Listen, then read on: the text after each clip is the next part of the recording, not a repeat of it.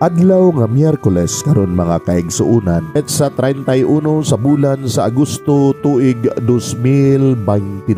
Ang pagbasa kinutlo gikan sa Ebanghelyo sumala ni San Lucas, kapitulo 4, bersikulo 38 ngadto sa 44.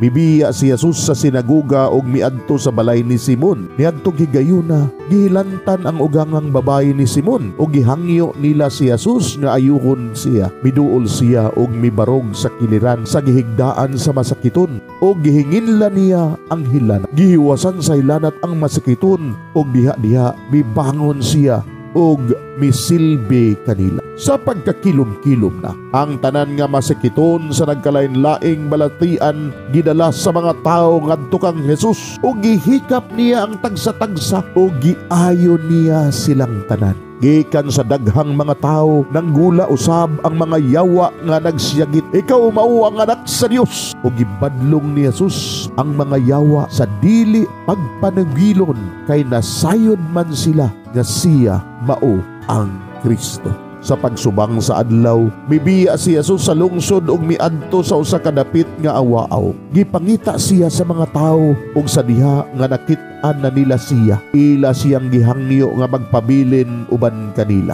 Apan miingon siya kanila, kinahanglan nga magwali ako sa maayong balita may tungod sa paghari sa Dios ngadto usab sa ubang mga lungsod, kay mao kini ang katuyuan sa Dios sa iyang pagpadala kanako. Busa nagwali siya sulod sa mga sinaguga sa Judea. Mga igsoon, ang Ebanghelyo sa Ginoo. Daygon ikaw, O Kristo.